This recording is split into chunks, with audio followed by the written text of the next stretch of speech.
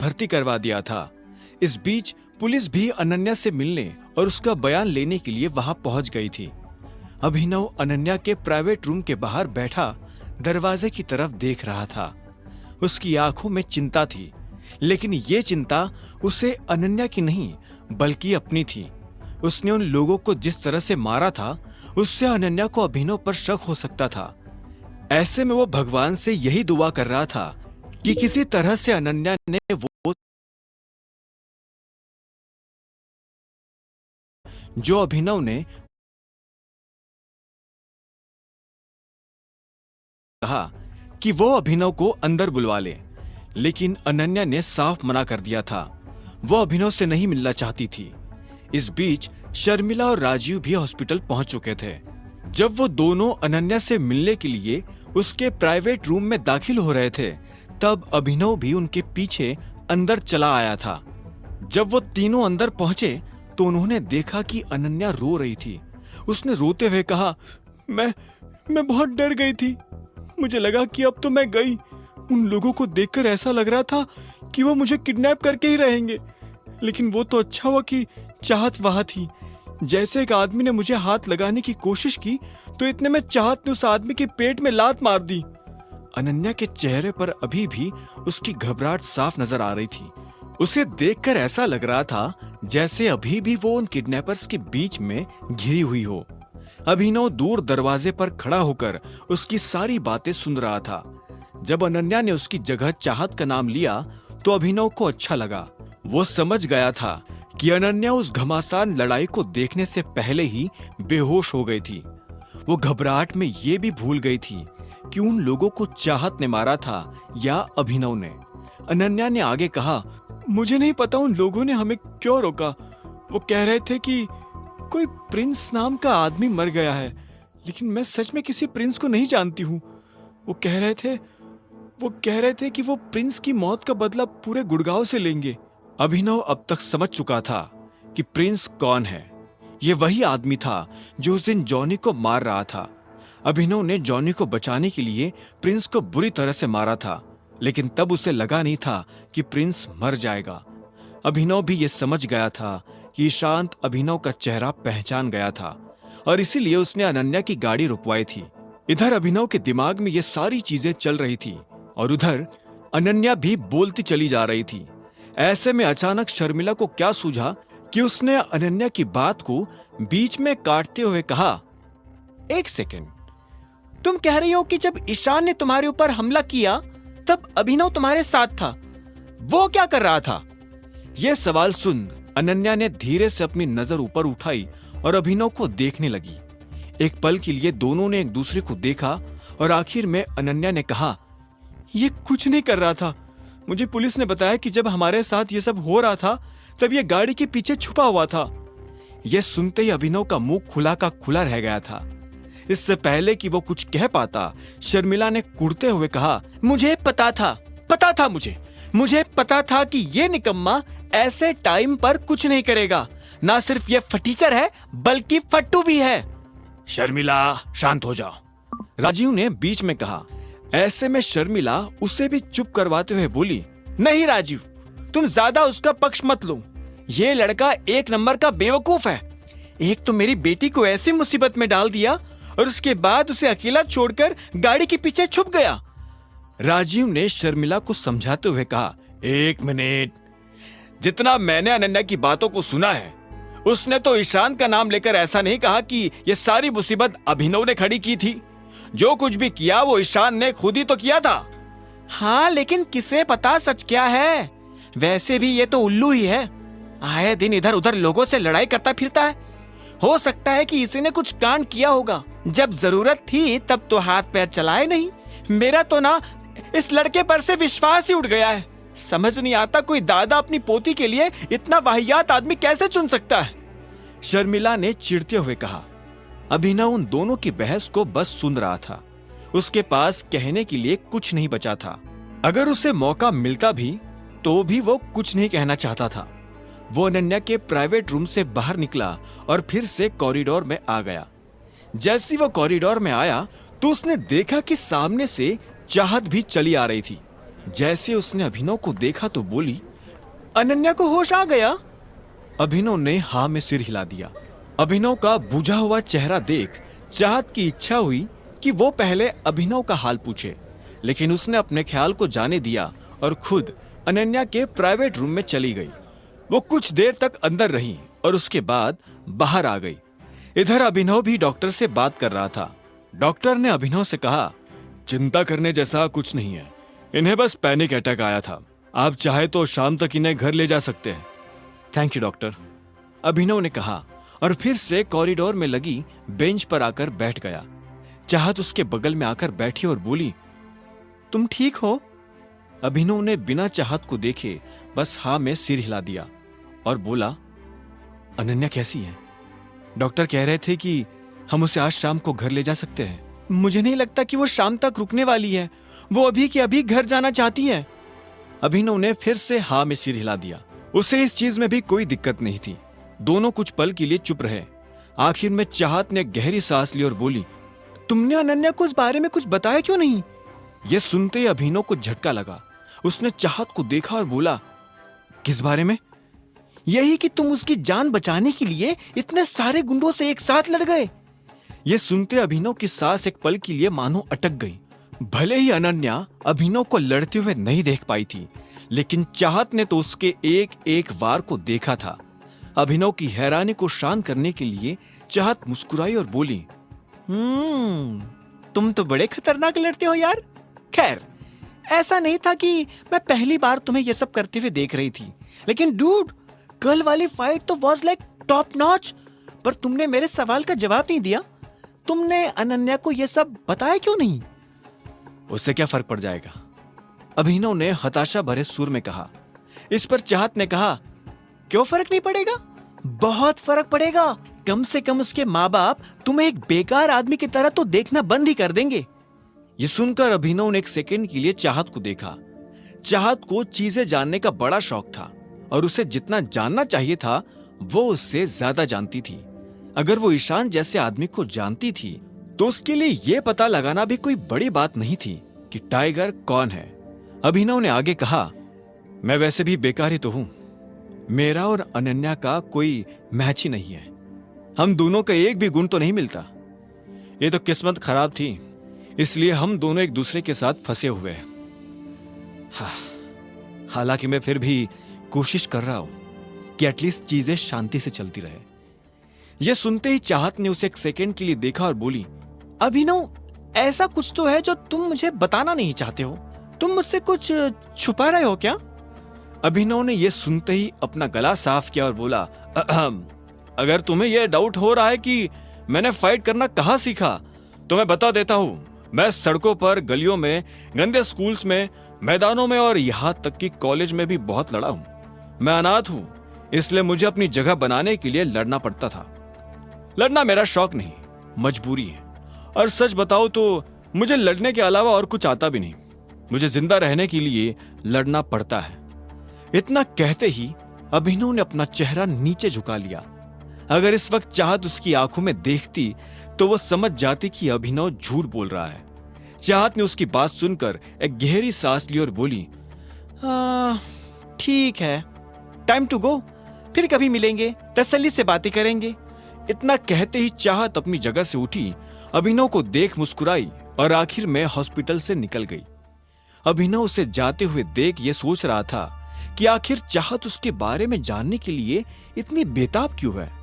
क्या बात है मिस्टर बेकार, अब आप बेंच तोड़ रहे हैं? मुझे तो लगा था कि आप निकल गए होंगे। अभिनव को पीछे से किसी की आवाज आई। अभिनव आवाज सुनते ही समझ गया था कि ये शर्मिला की आवाज है। वो खड़ा हुआ और पलटा तो पाया कि शर्मिला और राजीव अनन्या के कमरे से बाहर आ गए थे। राजीव नजर नहीं आ रहा था। अभिनव ने अनुमान लगा लिया था कि वो डॉक्टर से मिलने गया होगा। हम लोग घर जा रहे हैं, तुम भी अपने हिसाब से पहुंच जाना, शर्मिला ने कहा और अनन्या की तरफ देखने लगी। अनन्या भी गुस्से में अभिनव को घूरते हुए देख रही थी। आखिर में शर्मिला ने कहा, चलो। अभिनव अब उन्हें बाहर जाते हुए देख रहा था। उनके लिफ्ट में घुसते ही अभिनव ने गहरी सांस ली। वो इतना तो समझ गया था कीन जैसे लोगों की नजर में आने के लिए उसे अपने खून की आखिरी बूंद भी खर्च करनी पड़ सकती है। तभी राजीव उसके पास आया और बोला, तुम यहां क्यों खड़े हो? और शर्मिला और अनन्या कहाँ है? वो दोनों निकल गए हैं। राजीव ने इसके आगे कुछ नहीं पूछा। इन तीनों के बीच क्या हुआ होगा, राजीव ये पहले ही समझ चुका था। उसने भी एक गहरी सांस ली और फिर अपनी जेब से गाड़ी की चाबी निकालकर अभिनव की तरफ बढ़ाते हुए कहा, यह अनन्या की गाड़ी की चाबी है, तुम उसे लेकर घर आ सकते हो। और इतना कहकर राजीव भी वहां से बाहर निकल गया। अभिनव देख पा रहा था कि उन तीनों में अगर कोई अभिनव का सबसे ज्यादा ध्यान रखता था तो वो राजीव था। अभिनव नीचे आया और अनन्या की गाड़ी में बैठ गया। तभी उसे याद आया कि वो इन सब चक्करों में नंदिता को फोन लगाना तो भूल ही गया था। एक बार घर जाने के बाद शायद वो नंदिता को फोन नहीं लगा सकता था, इसलिए उसने अपनी जेब से कार्ड निकाला और नंदिता को फोन मिला दिया। पहली घंटी बजते ही नंदिता ने फोन उठा लिया और बोली, अगर तुमने फोन करने में 1 मिनट की भी देरी कर दी होती ना तो मैं तुम्हें जान से मार देती। नाम बताने से पहले पहचान गई किसका फोन है? हाँ, क्योंकि किसी की हिम्मत नहीं है कि मेरी परमिशन के बिना कोई मुझे फोन कर ले। ये काम सिर्फ एक ही आदमी कर सकता है, टाइगर। सही बात है। वैसे कल मैं तुम्हें कहना भूल गया, तुम तो काफी बड़ी हो गई हो नंदिता। अभिनव प्लीज मुझे नंदिता मत बुलाओ, उधर से अलायना ने कहा। अभिनव उसके मुंह से यह सुनकर एक सेकंड के लिए शांत हो गया। फिर उसने पूछा, क्यों, तुम्हारा नाम नंदिता ही तो है? नहीं, अब नहीं है। जब से तुम गए थे तब से मेरी भी दुनिया बदल गई थी। अब दुनिया की नजर में मैं नंदिता नहीं, अलायना हूं। जैसे तुम अभिनव नहीं, टाइगर हो, अलायना ने कहा। अभिनव ने उसकी बात पर हां में सिर हिला दिया। यह तो अभिनव भी मानता था कि दुनिया काफी बदल गई थी। उसने कभी नहीं सोचा था कि उसके पिता इतने बड़े माफिया है और एक दिन वो खुद भी इतना बड़ा माफिया बन जाएगा। कभी कभी तो उससे बीते कुछ दिन किसी सपने की तरह लगते थे। वैसे तुम अभी क्या कर रहे हो? अगर फ्री हो तो मेरे घर आ जाओ, अलायना ने कहा। यह सुनते ही अभिनव के होश उड़ गए। अलायना उसे सीधा अपने घर बुला रही थी। अब आगे क्या होने वाला था? क्या वो अलायना से मिलने उसके घर जाएगा या वो अलायना को अपनी शादी के बारे में बता देगा? जानने के लिए सुनते रहिए द रिटर्न ऑफ टाइगर, सिर्फ पॉकेट एफएम पर। अलायना ने जब अभिनव को अपने घर बुलाया तो वो हैरान हो गया। उसे समझ नहीं आया कि वो उसके घर जाने के लिए हाँ कहे या ना। जब अभिनव कुछ सेकंड्स के लिए चुप रहा तो आखिर में अलायना ने पूछा, क्या हुआ अभिनव, हाँ या ना, कुछ तो कहो। अभिनव को एहसास हुआ कि अलायना से कुछ भी छुपाना उसके लिए अच्छा नहीं होगा, इसलिए उसने अपना गला साफ करते हुए कहा, अलायना, मेरी शादी हो चुकी है। इस वक्त अपना घर छोड़कर तुम्हारे घर पर आना अच्छा नहीं लगेगा। अब अभिनव का यह जवाब सुनकर अलायना कुछ सेकंड्स के लिए चुप हो गई थी। अभिनव समझ गया था कि अलायना को बहुत बड़ा झटका लगा था, लेकिन इससे पहले कि अभिनव अपनी तरफ से कुछ कहता, अलायना ने हैरान होते हुए पूछा, तुम्हारी शादी हो गई है? कब और कैसे? तुम्हारी शादी कैसे हो सकती है? तुम्हारी तो अभी शादी की उम्र भी नहीं हुई है। और भूल गए, जब हम छोटे थे तब तुमने प्रॉमिस किया था कि तुम सिर्फ मुझसे शादी करोगे। अभिनव अलायना की ये बात सुनकर मुस्कुरा रहा था। अलायना के तेवर अभी भी वैसे ही थे जैसे बचपन में थे। वो अपने दिल में कोई बात नहीं रखती थी। उसे सामने वाले से जो कहना होता था वो खुलकर बिना झिझके कह देती थी। आखिर में अभिनव ने अलायना को जवाब देते हुए कहा, बहुत लंबी कहानी है नंदिता, हम इसके बारे में फिर कभी बात करेंगे। ठीक है, लेकिन फिर भी कल तुम मेरे घर आ रहे हो, हमें कुछ जरूरी चीजों के बारे में बात करनी है और इस बार मैं तुम्हारे मुंह से ना नहीं सुनने वाली हूं। अलायना के मुंह से यह सुनते ही अभिनव को हंसी आ गई और उसने कहा, तुम टाइगर को ऑर्डर नहीं दे सकती हो नंदिता। नंदिता शब्द पर उसने अलग से जोर दिया था। यह सुनकर अलायना कुड़ते हुए बोली, मैं तुम्हें एक दोस्त की तरह तो ऑर्डर दे सकती हूं ना, या उसमें भी कोई दिक्कत है? अभिनव जोर से हंसा और बोला, नहीं नहीं, तुम्हें इतना सब कुछ करने की जरूरत नहीं है। वैसे भी हमें अब एक दूसरे से मिलना तो है ही, तो मैं आ जाऊंगा। मुझे भी तुमसे मिलकर तुम्हें बहुत कुछ बताना है। ठीक है, तो फिर मैं कल तुम्हारा इंतजार करूंगी। हाँ, मैं कल फोन करता हूं। ठीक है, लेकिन तुम फोन रखो उससे पहले क्या मैं ये जान सकती हूँ कि तुम्हारी शादी किससे हुई है? अलैना ने फोन काटने से पहले अभिनव से पूछा। अभिनव की शादी की बात उसके दिमाग से अभी तक निकली नहीं थी। अभिनव ये सवाल सुनकर एक पल के लिए हिचका और आखिर में बोला, अनन्या सिंह। जैसे ही अभिनव ने इतना कहा तो अलैना ने उधर से फोन काट दिया।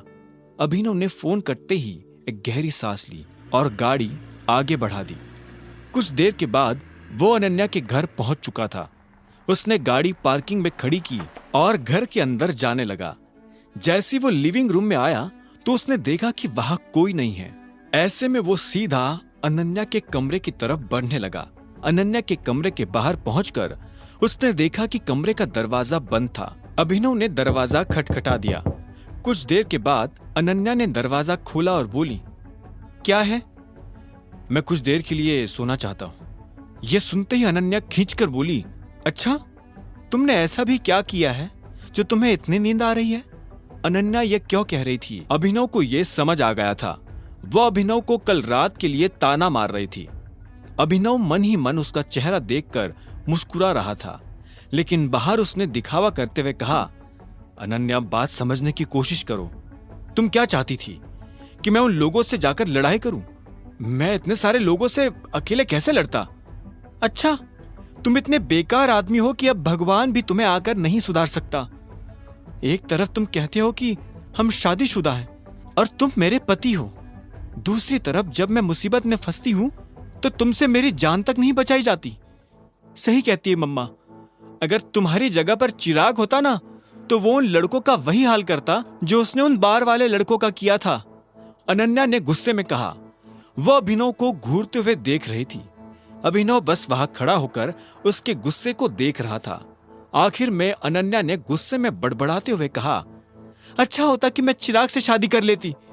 हम दोनों के बीच प्यार नहीं होता, पर कम से कम वो मेरा ध्यान तो रख लेता। नहीं अनन्या, तुम ये क्या बोल रही हो? तुम चिराग से शादी नहीं कर सकती हो।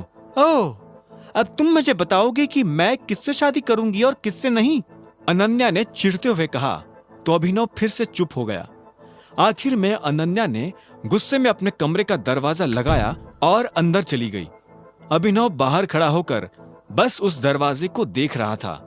उसे समझ नहीं आ रहा था कि आखिर अनन्या को किस बात पर गुस्सा आ रहा था। उसने शादी के बाद अभी तक अनन्या को कोई गिफ्ट नहीं दिया था, इस बात पर या फिर उस झूठ पर कि उसे अकरम ने जो एडवांस पैसे दिए थे उससे अभिनव ने अपने लिए सूट खरीद लिया था, या फिर इस बात पर कि अनन्या को ऐसा लगता था कि अभिनव उसका ध्यान नहीं रखता। अभिनव के मन में इस वक्त कई सारे सवाल थे और वो उनमें से एक भी सवाल का जवाब नहीं ढूंढ पा रहा था। हताश अभिनव फिर से नीचे उतरा और सोने के लिए नौकरों के कमरे में चला गया। वो पूरी रात जागने के बाद इतना थक गया था कि शाम को भी नहीं उठा। उसकी नींद सीधे अगली सुबह जाकर खुली। वो जल्दी उठकर कमरे से बाहर आ गया था ताकि हरदेव को यह भनक ना लगे कि वो नौकरों के कमरे में सोया था। अगर हरदेव को पता चल जाता तो अभिनव और अनन्या दोनों के लिए मुसीबत खड़ी हो सकती थी। जल्दी बाहर आकर उसने अनन्या के कमरे का दरवाजा खटखटाना शुरू कर दिया था। वो दरवाजा खटखटा रहा था, लेकिन उधर से अनन्या कोई जवाब नहीं दे रही थी। ऐसे में जब उसने दरवाजे का हैंडल घुमाया तो पाया कि दरवाजा अंदर से लॉक नहीं था। उसने धीरे से दरवाजा खोला और कमरे के अंदर दाखिल हो गया, लेकिन अंदर दाखिल होते ही उसके पैर ठिठक कर रह गए थे। वो जो देख रहा था उसे देखने के बाद उससे अपनी आंखों पर विश्वास नहीं हो रहा था। उसने देखा कि अनन्या कुर्सी पर बैठकर अपने पैरों पर लोशन लगा रही थी। उसके कानों पर हेडफोन लगे हुए थे और इसी वजह से उसे शायद दरवाजा खुलने की आवाज नहीं आई थी। अभिनव अनन्या के घूरे पैरों को देख रहा था। वो काफी सुंदर थी। हालांकि अभिनव के मन में अनन्या के लिए कुछ भी नहीं था, लेकिन वो इतनी सुंदर थी कि अभिनव अपने आप को उसे एक बार देखने से रोक नहीं पाया। अगले ही पल जब अभिनव को एहसास हुआ कि वो ये सही नहीं कर रहा था, तो उसने तुरंत अपनी नजर घुमा ली। इतने में अनन्या को भी कुछ सूझा और उसने अपना लोशन वाला हाथ रोक लिया। उसे ये लगा कि कुछ गड़बड़ है। ऐसे में उसने धीरे से अपनी नजर ऊपर की तो पाया कि अभिनव उसके कमरे में खड़ा था। जैसे ही अनन्या की नजर अभिनव से मिली तो वो जोर से चिल्ला पड़ी और उसने कुर्सी के पीछे टंगा टॉवेल उठाया और पैरों को ढक लिया। इधर क्या देख रहे हो, उधर देखो, अनन्या ने जोर से चिल्लाते हुए कहा। अभिनव किसी रोबोट की तरह पलट गया। उसका चेहरा शर्म के मारे लाल हो गया था। भले ही सच ये था कि ना अभिनव अनन्या से प्यार करता था और ना ही अनन्या अभिनव से, लेकिन फिर भी कुछ तो था जो दोनों को एक दूसरे की तरफ खींच रहा था। अभिनव ने अपने मन में यह ठान लिया था कि वो अनन्या के घर वालों के सामने यह साबित कर देगा कि वो सक्षम दामाद है और अनन्या का बखूबी ध्यान रख सकता है। इस काम को पूरा करने से अभिनव को कोई भी नहीं रोक सकता था, फिर चाहे उन दोनों का रिश्ता रहे या ना रहे। वैसे भी वैभवी से ब्रेकअप हो जाने के बाद अभिनव किसी और लड़की से प्यार करने के बारे में सोच भी नहीं सकता था। वो ये सब खेल अपनी पहचान छुपाने और अपने पिता के कातिल तक पहुंचने के लिए खेल रहा था। जब अभिनव ये सब सोच ही रहा था कि तभी अनन्या जोर से उस पर चिल्लाई और बोली, तुम्हारी हिम्मत कैसे हुई मुझसे बिना पूछे मेरे कमरे में आने की? आई एम सॉरी, मुझे सच में आइडिया नहीं था कि तुम मुझे इस हालत में मिलोगी और मैं सीधे तुम्हारे कमरे में भी नहीं घुसा। मैंने काफी बार तुम्हारा दरवाजा खटखटाया, लेकिन जब तुमने दरवाजा नहीं खोला तो मेरे पास सीधा अंदर आने के अलावा और कोई चारा नहीं रह गया था। अभिनव ने तुरंत अनन्या को समझाने की कोशिश करते हुए कहा, लेकिन जब वो अनन्या को सफाई दे रहा था तब उसे खुद समझ नहीं आ रहा था कि वो अनन्या को सफाई दे क्यों रहा है। अनन्या उसकी पत्नी है, नहीं? ऐसे में अभिनव को खुराफात सूझी और उसने कहा, अभी मान लो कि दादाजी हमारे, मेरा मतलब है तुम्हारे कमरे में आते, वो पहले तुम्हें ऐसा बैठा हुआ देखते और फिर मुझे तुम्हें ना देखते हुए देखते तो उन्हें कैसा लगता? कोई भी नॉर्मल इंसान अगर मुझे तुम्हें अपने ही कमरे में ना देखते हुए देखता तो पता नहीं क्या समझ बैठता। पागल आदमी, मेरे दादाजी कभी ऐसे दूसरों के कमरों में बिना पूछे नहीं घुसते हैं, अनन्या ने चिढ़ते हुए कहा। उसकी चिड़ी हुई शक्ल देखकर अभिनव को काफी अच्छा लग रहा था। उसने अनन्या को चिढ़ाने के लिए तो ये बात कही थी। अभिनव को जैसे ही जरा सी हंसी आई तो इतने में अनन्या ने कहा, चलो अब मेरे कमरे से बाहर निकलो और जब तक मैं ना बुलाऊं अंदर मत आना। जब मेरा हो जाएगा तब मैं तुम्हें आवाज लगा दूंगी। अभिनव ने यह सुनकर एक गहरी सांस ली और बोला, ठीक है, लेकिन जरा जल्दी करना क्योंकि मुझे भी काम पर जाने में लेट हो रहा है। मुझे ऑर्डर देने की जरूरत नहीं है, समझे ना? यह मेरा कमरा है, जब मेरा मूड होगा तब दरवाजा खोलूंगी। अनन्या ने जैसी अभिनव को फटकारा तो इतने में उसे बाहर से आवाज आई, अनन्या दरवाजा खोलो। यह आवाज सुनकर अनन्या और अभिनव दोनों के होश उड़ गए थे। यह आवाज और किसी की नहीं बल्कि हरदेवपाल सिंह की थी। अपने दादा की आवाज सुनकर अनन्या का दिल जोरों से धड़कना शुरू हो गया था। इतने में उसे फिर से आवाज आई, अभिनव अंदर है क्या? अनन्या की नजर तुरंत अभिनव पर जा टिकी। अभी तक जो अनन्या अभिनव को गुस्से भरी नजरों से देख रही थी, अब वही अनन्या आंखों ही आंखों में अभिनव से मदद मांग रही थी। हरदेव की नजर में फिर से अच्छी बनने के लिए अनन्या कुछ भी कर सकती थी, फिर चाहे उसे यही क्यों ना जताना पड़े कि वो इस शादी में अभिनव के साथ काफी खुश है। अभिनव ने अनन्या की नजरों को पढ़ लिया था और ऐसे में उसने हरदेव से चिल्लाते हुए कहा, हाँ मैं अंदर ही हूं। यह सुनते ही अनन्या की जान में जान आ गई थी, लेकिन इतने में उधर से हरदेव ने कहा, क्या मैं 2 मिनट के लिए अंदर आ सकता हूं? मुझे अनन्या से कुछ जरूरी बात करनी है। दादाजी, पर मैं अभी तैयार हो रही हूं। अनन्या के मुंह से घबराहट के मारे निकला। इतने में अभिनव की नजर अनन्या से जा टकराई। इससे पहले कि वो कुछ कहता, अनन्या ने उसे चुप रहने का इशारा कर दिया था। ऐसे में अभिनव ने कहा, हाँ एक्चुअली हम दोनों ही तैयार हो रहे हैं। तैयार हो रहे हो? सुबह हो चुकी है, सूरज सिर पर चढ़ रहा है और तुम दोनों अभी तक कमरे में तैयार हो रहे हो, वाह। उधर से हरदेव ने उन दोनों पर गुस्सा करते हुए कहा। अभिनव ने अनन्या को देखकर अपने कंधे उचका दिए। वैसे भी सब में उसकी कोई गलती नहीं थी, अनन्या ने हरदेव को समझाने की कोशिश करते हुए कहा, दादाजी हम बस। इससे पहले कि अनन्या कुछ आगे कहती, अभिनव उसके पास आया और उसकी कमर में हाथ डालकर अभिनव ने उसे अपने पास खींच लिया। इससे पहले कि अनन्या कुछ समझ पाती, अभिनव ने अपने होंठ अनन्या के होंठों पर रख दिए और उसे चूमने लगा। ये देख अनन्या हैरान हो गई थी। अब आगे क्या होने वाला था? आखिर क्यों चूमा अभिनव ने अनन्या को, और क्या करने वाली थी अब अनन्या अभिनव के साथ? जानने के लिए सुनते रहिए द रिटर्न ऑफ टाइगर, सिर्फ पॉकेट एफएम पर।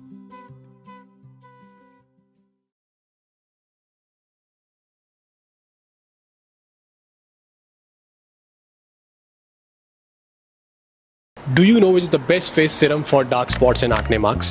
I know everyone. ने अनन्या की कमर में हाथ डालकर अनन्या को चूम लिया था। इससे पहले कि अनन्या अपने आप को अभिनव से दूर कर पाती, इतने में अनन्या के कमरे का दरवाजा खुल गया था। हरदेव पाल सिंह कमरे के अंदर आ गए थे। उन्होंने जैसे ही अनन्या और अभिनव को इस हाल में देखा तो उनके होश उड़ गए। उन्होंने तुरंत अपनी आंखें बंद कर ली और कहा, ओह सॉरी, मुझे पता नहीं था कि तुम दोनों इस कंडीशन में होंगे। अनन्या, मुझे तुमसे कुछ जरूरी बात करनी है। मेरी अभी एक अपॉइंटमेंट है और तुम मेरे साथ उस अपॉइंटमेंट के लिए आ रही हो। अनन्या ने जैसे ये बात सुनी तो उसने अभिनव को अपने से दूर कर लिया, लेकिन अभिनव का हाथ अभी भी अनन्या की कमर में था। अनन्या ने हरदेव पाल सिंह की तरफ देखते हुए पूछा, अपॉइंटमेंट? किस चीज की अपॉइंटमेंट? उसके बारे में हम नाश्ते पर बात करेंगे, लेकिन जरा जल्दी करना क्योंकि मेरे पास ज्यादा टाइम नहीं है, हरदेव पाल सिंह ने कहा और अनन्या के कमरे से बाहर निकल गया। उसके जाने के बाद भी अनन्या को अपने कानों के सुने पर विश्वास नहीं हो रहा था। हरदेव उससे अकेले में बात करना चाहता था। जब से अनन्या की जिंदगी में अभिनव वाला कांड हुआ था, उसके बाद से हरदेव ने कभी उसे किसी तरह की अपॉइंटमेंट के लिए नहीं बुलाया था। उसने तो अनन्या को अपना वारिस तक मानना बंद कर दिया था। लेकिन अभी हरदेव ने जो कहा, उसे सुनकर ऐसा लग रहा था कि हरदेव फिर से अपने डिसीजन पर विचार कर रहा था। अनन्या के दिमाग में कई सारे सवाल थे। जिस लड़के की वजह से उसकी हालत अपने दादाजी की नजर में इतनी खराब हुई थी, उसी लड़के के होते हुए अनन्या की हालत सुधर कैसे सकती थी, और वो भी तब जब वो लड़का अनन्या से चिपका हुआ था। क्या बात है, बड़ी खुश नजर आ रही हो, अभिनव ने अनन्या को छेड़ते हुए कहा। अभिनव की आवाज सुनते ही अनन्या ने फिर से अपने गुस्से वाला रूप धारण किया और भारी सी आवाज में बोली, तुम्हारी हिम्मत कैसी हुई ये सब करने की? तुमने मुझे किस किया, नीच इंसान? इतना कहते ही अनन्या ने झटके से अभिनव का हाथ अपनी कमर से हटाया और अभिनव से दूर हो गई। वो अभिनव को और डांटना चाहती थी, लेकिन अभी सबके लिए उसके पास टाइम नहीं था। वो तुरंत बाथरूम में गई और अपना मुंह धोने लगी।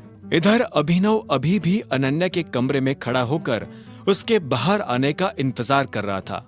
जिस हिसाब से अनन्या अपना टाइम ले रही थी, उसे पता था कि आज उसे नाश्ता मिलना मुश्किल है।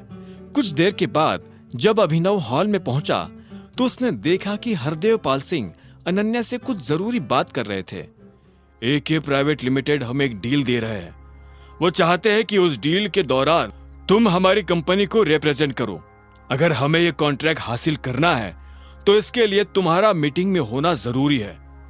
जब अभिनव के कानों में हरदेव पाल सिंह की ये बात पड़ी तो उसके चेहरे पर मुस्कान आ गई। उसने अकरम को जो काम दिया था, अकरम उसे पूरा कर रहा था। अभिनव अनन्या को उसी के परिवार में उसकी खोई हुई पोजीशन फिर से दिलवाने वाला था। इस दौरान शर्मिला ने भी हरदेव की बात सुनी और अनन्या के पास आकर बोली, आय हाय, तब तो ये बहुत अच्छी बात है, तुम्हें जल्दी करनी चाहिए। शर्मिला को भी अनन्या के लिए ये मौका किसी वरदान से कम नहीं लग रहा था। अनन्या ने कहा, तो हम आपकी गाड़ी में साथ चलेंगे या मैं अपनी गाड़ी लेकर आपके साथ चलूं? अनन्या की आवाज में उसकी खुशी साफ झलक रही थी। अभिनव दूर खड़ा होकर उसे मुस्कुराते हुए देख रहा था। अनन्या ऐसे मुस्कुराते हुए और भी खूबसूरत लग रही थी। इतने में हरदेव ने अनन्या की बात के जवाब में कहा, हम दोनों अलग अलग गाड़ी में जाने वाले हैं। एक बार कॉन्ट्रैक्ट साइन हो गया तो उसके बाद तुम्हें तुम्हारी कंपनी के ऑफिस में जाना पड़ेगा। इतना कहते ही हरदेव पाल सिंह वहां से बाहर निकल गए थे और अनन्या उनके पीछे पीछे चली जा रही थी। उन लोगों के निकल जाने के बाद अभिनव भी उनके पीछे जा रहा था। तभी सामने से सिंह परिवार की कुछ मेड्स चली आ रही थीं। वो बिना अभिनव को नमस्ते किए सीधा अंदर की तरफ बढ़ने लगी। तभी एक मेड को न जाने क्या सूझा, वो दरवाजे के पास रुकी और बोली, देख रही हो, ये अनन्या मैडम ने इस जैसे आदमी को कितना महंगा सूट ला कर दिया है। कितनी गलत बात है ना। बस करो, तुम्हें हर बार इस तरह से अनन्या मैडम के हस्बैंड का मजाक नहीं उड़ाना चाहिए। दूसरी मेड ने हंसते हुए जवाब दिया। इतने में पहली मेड ने कहा, वैसे अनन्या मैडम के हस्बैंड में और हम में कोई अंतर है? जितना हम लोग कमाते हैं, क्या वो उससे ज्यादा कमाता होगा? मुझे तो लगता है कि उससे ज्यादा हम ही कमाते हैं। और इतना कहकर हंसते हुए वो सभी मेड्स अंदर चली गई। अभिनव दरवाजे से दूर खड़ा होकर उनकी बातें सुन रहा था, लेकिन उसे उनकी बातों से कोई फर्क नहीं पड़ रहा था। अभिनव कुछ देर के बाद अपने ऑफिस पहुंच चुका था। जैसे ही वो अंदर आया तो उसे सबसे पहले जेनी नजर आई। जेनी की नजर जैसे ही अभिनव से मिली तो उसने हिचकिचाहट भरी मुस्कान के साथ कहा, गुड मॉर्निंग अभिनव जी। अभिनव भी उसकी ये बात सुनकर मुस्कुराया और बोला, गुड मॉर्निंग, और फिर वो ऑफिस में दाखिल हो गया। जिस तरह से जेनी ने उससे बात की, उसे सुनकर अभिनव समझ गया था कि ऑफिस में उसके बारे में फिर से कुछ गॉसिप शुरू होने वाली थी। वो इन चीजों के बारे में सोच ही रहा था कि तभी उसका फोन बज उठा। उसने देखा कि अलाइना का फोन था। उसने तुरंत फोन उठाया और कहा, हेलो नंदिता। नंदिता नहीं, अलाइना। मैंने तुम्हें ये पूछने के लिए फोन किया है कि तुम 4 बजे तक अवेलेबल हो जाओगे। मैं तुम्हें पिक करने के लिए अपने किसी आदमी को भेज दूंगी। बाद में वो तुम्हें ड्रॉप भी कर देगा। उधर से अलाइना ने कहा। अभिनव ने उसकी बात सुन एक पल के लिए सोचा और आखिर में बोला, ठीक है, चलेगा। इसके बाद अभिनव अगले 3 घंटे तक अपने ऑफिस का काम बेमन से निपटाता रहा। कुछ देर के बाद लंच हो गया था। अभिनव उठा और सीधे कैंटीन की तरफ बढ़ने लगा। वहां अभिनव के अलावा और भी बहुत सारे लोग लंच करने के लिए आए थे। जैसे ही वहां बैठे लोगों की नजर अभिनव पर पड़ी तो उनके हाथ का निवाला हाथ में ही रह गया। वो सब बस अभिनव को देख रहे थे। अभिनव ने उनमें से एक को भी पलट कर नहीं देखा और अपना लंच लेने के लिए काउंटर पर चला गया। यही है वो आदमी जो आज भी काम पर लेट आया था। और तुम्हें पता है, ये ऑफिस में असिस्टेंट की नौकरी करता है। एक लड़की ने हंसते हुए कहा। वो लाइन में अभिनव के पीछे ही खड़ी थी। अभिनव उसकी बात सुन पलटा और उसे हंसते हुए पकड़ लिया। फिर भी वो लड़की रुकी नहीं और उसने आगे कहा, ये तो जेनी ने इस बारे में अकरम सर को कुछ नहीं बताया, वरना इस आदमी की जॉब चली जाती। अभिनव ने उसे फिर से कोई जवाब नहीं दिया। वो मन ही मन हंस रहा था। उसने बस अपना खाना लिया और टेबल पर जाकर बैठ गया। वो किसी से बात नहीं करना चाहता था, लेकिन एक आदमी जो उससे थोड़ी दूरी पर बैठा था, उसने कहा, मुझे तो विश्वास नहीं हो रहा यार कि जेनी ने ऐसा कुछ नहीं किया। जब मैं 2 मिनट लेट हुआ था तो जेनी ने मुझे सीधा फायर करने की धमकी दी थी, लेकिन ये आदमी पूरे 2 घंटे लेट आया और जेनी ने इसे कुछ नहीं कहा। हो सकता है कि इसके मैनेजर को इस बारे में अभी तक कुछ पता नहीं चला है, लेकिन ये बात मैनेजर से ज्यादा टाइम तक छुपी नहीं रहने वाली है। आज नहीं तो कल वो इस लड़के के खिलाफ एक्शन जरूर लेगा। एक दूसरे लड़के ने कहा। तभी अभिनव से एक लड़की ने पूछा, तुम यहाँ पर ऑफिस असिस्टेंट का काम करते हो? अभिनव इस आवाज को सुनते ही पहचान गया था कि ये किसकी आवाज है। ये उसके कॉलेज की साथी कामिनी की आवाज थी। कामिनी भी यही नौकरी करती थी। कामिनी अभिनव के सामने आकर बैठी और बोली, अगर तुम इतनी छोटी सी नौकरी करते हो तो उस दिन तुमने रियूनियन पार्टी में इतना मोटा बिल कैसे चुकाया था? अभिनव ने उसकी बात के जवाब में कहा, अगर तुम भी अपने अगले वर्ल्ड टूर के लिए जाने वाली थी तो फिर यहाँ नौकरी क्यों कर रही हो? अभिनव के मुंह से ये बात सुन कामिनी एक पल के लिए जम गई थी। उसका मुंह सूखने लगा था। जब उससे अभिनव को देने के लिए कोई जवाब नहीं सूझा तो उसने कहा, फिर भी मैं कम से कम तुमसे तो बेटर पोजीशन पर ही हूं। यह सुनकर अभिनव को हंसी आ गई। उसने खीरे का एक टुकड़ा उठाया और चबाते हुए बोला, तो इसका मतलब तुम इस दिन झूठ बोल रही थी? तुम क्या मुझे ताना मारने का मौका ढूंढ रहे थे? एक बात बताओ, यहाँ बैठे सब लोग तुम्हारे बारे में बात करना पसंद करते हैं, लेकिन तुमसे कोई बात करना पसंद नहीं करता। कम से कम मैं तुम्हारे साथ बैठकर खाना तो खा रही हूँ, फिर भी तुम मुझसे इस तरह से बात कर रहे हो। अभिनव ने उसकी इस बात का कोई जवाब नहीं दिया। वो कामिनी को इग्नोर कर चुपचाप अपना खाना खा रहा था। ये देख कामिनी झल्लाई और गुस्से में बोली, ये एटीट्यूड तुम्हें बहुत भारी पड़ेगा अभिनव, बहुत भारी पड़ेगा। इसके बाद कामिनी ने अपनी थाली उठाई और खाना खाने के लिए दूसरी जगह जाकर बैठ गई। अभिनव को कामिनी के जाने से कोई फर्क नहीं पड़ा। वो फिर से अपने ऑफिस आया और उसने बाकी का काम खत्म करना शुरू कर दिया। देखते ही देखते घड़ी में 4 बज चुके थे। हालांकि अलायना का उसके बाद कोई फोन नहीं आया था, लेकिन अभिनव जानता था कि अलायना उसे लाने के लिए किसी न किसी को भेजने वाली थी। ऐसे में अभिनव अपने कैबिन से निकला और लॉबी में आ गया। लॉबी में उसके अलावा और 2-4 लोग थे।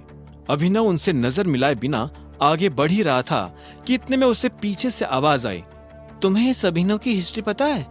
1 नंबर का फटीचर है। मैंने इसे चाय की दुकान पर चाय के पतीले धोते हुए देखा है। बहुत बार तो ये ब्रेकफास्ट में चाय बिस्किट, लंच में चाय बिस्किट और तो और डिनर में भी चाय बिस्किट ही खाता था।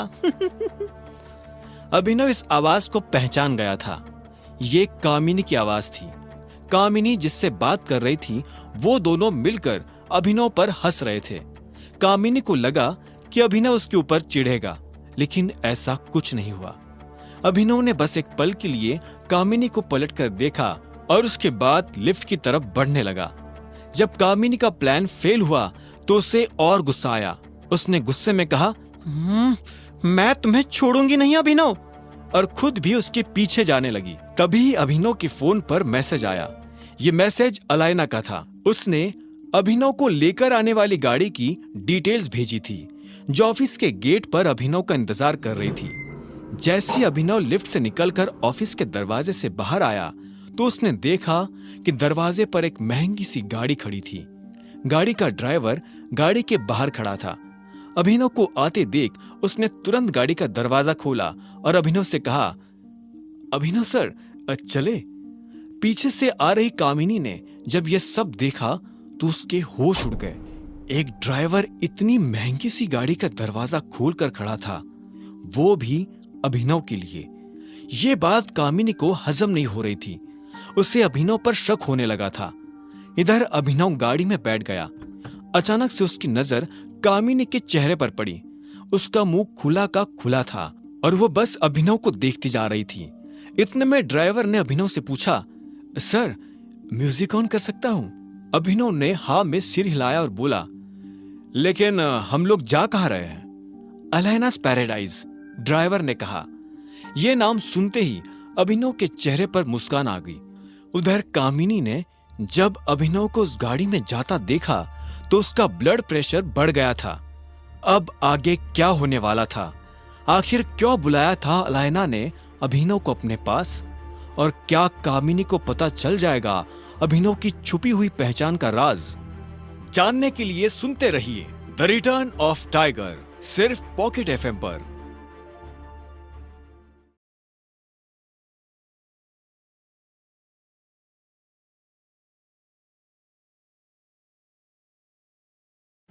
ड्राइवर के मुंह से अलायना के घर का नाम सुनकर अभिनव हैरान हो गया था। उसे अलायना के घर पहुंचने से पहले ही यह एहसास होना शुरू हो गया था कि वो सच में किसी पैराडाइज में दाखिल होने वाला है। कुछ देर के बाद जब अभिनव की गाड़ी अलायना के घर के आसपास के हिस्से में दाखिल हुई तो अभिनव की नजर सड़क के दाएं बाएं बनी उन ऊंची इमारतों पर पड़ी। कुछ देर चलने के बाद अभिनव एक बड़ी सी बिल्डिंग को अपनी आंखों से देख रहा था। वो किसी का घर था, अनन्या सिंह का घर, उसकी आगे झोपड़ी भी नहीं था। अभिनव ने देखा कि उस घर पर अलायनास पैराडाइज लिखा हुआ था। अभिनव समझ गया था कि अलायना कितनी अमीर थी। साथ ही उसके मन में रह रहकर यह भी ख्याल आ रहा था कि अगर अलायना इतनी अमीर है तो वो खुद कितना अमीर होगा। अभिनव से अब रहा नहीं जा रहा था और वो बेसब्री से इस सवाल का जवाब जान लेना चाहता था। क्या हम अंदर चल सकते हैं मिस्टर गेडवाल? तभी ड्राइवर ने अभिनव से बहुत प्यार से पूछा। अभिनव ने जितना सोचा नहीं था, ड्राइवर उसे उससे ज्यादा इज्जत दे रहा था। अभिनव ने हाँ में सिर हिलाया और ड्राइवर उसे अपने साथ अंदर की तरफ ले जाने लगा। अभिनव ने देखा कि वो एक बड़े और आलीशान से लिविंग रूम में दाखिल हो गया था। वहां का झूमर, कालीन, दीवार पर टंगी पेंटिंग्स और खंभों पर हुई कारीगिरी को देखकर ऐसा लग रहा था जैसे वो स्वर्ग में आ गया हो। तभी उसके सामने बने एक छोटे से कमरे का दरवाजा खुला और उसमें से 3 लड़कियां बाहर निकल आई। वो तीनों अभिनव के सामने आकर खड़ी हो गई और उसे झुककर सलाम किया। ड्राइवर ने अभिनव को आगे ले जाने का जिम्मा उन लड़कियों के कंधों पर सौंपा और खुद वहां से बाहर निकल गया। उन तीनों में से एक लड़की अभिनव के आगे और 2 उसके पीछे चल रही थी। वो लोग अपनी बाईं तरफ बने एक दरवाजे की तरफ जा रहे थे। कुछ देर के बाद आगे चल रही लड़की ने उस दरवाजे को थोड़ा सा खोला और अभिनव को उसके अंदर जाने का इशारा कर दिया। अभिनव ने एक गहरी सांस ली और फिर मुस्कुराते हुए उस दरवाजे के अंदर दाखिल हो गया। जैसे ही वो अंदर आया तो उसकी नजर अलायना से मिली।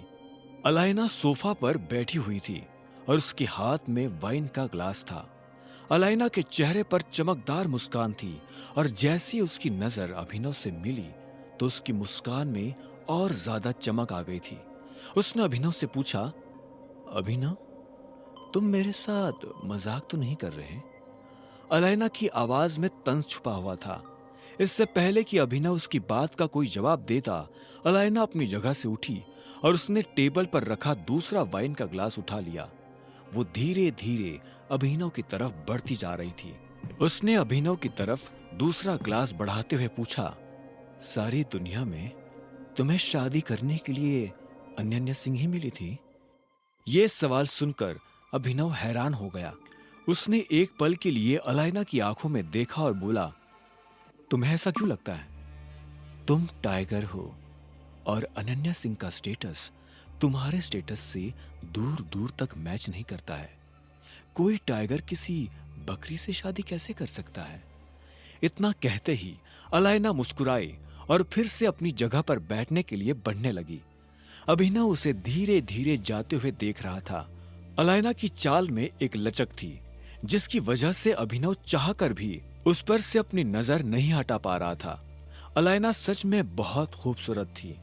आखिर में अभिनव ने अलायना की बात का जवाब देते हुए कहा, मुझे नहीं लगता कि तुम्हें इस बात से कोई फर्क पड़ना चाहिए नंदिता कि मैंने किससे शादी की है। तुम इस मामले में अपनी राय मुझे ना दो तो ही अच्छा है। इतना कहते ही अभिनव ने अलायना की आंखों में देखा और वाइन का ग्लास अपने होठों से लगा लिया। अलायना तब तक अपनी जगह पर बैठ चुकी थी। उसने भी अभिनव की आंखों में देखा और बोली, सच में तुम मुझसे ये सब छुपाने की कोशिश कर रहे हो? तुम्हें क्या लगता है कि मुझे पता नहीं चलेगा? क्या यही कि तुम दुनिया के सामने सिंह परिवार का नाकारा दामाद बनकर घूमना चाहते हो?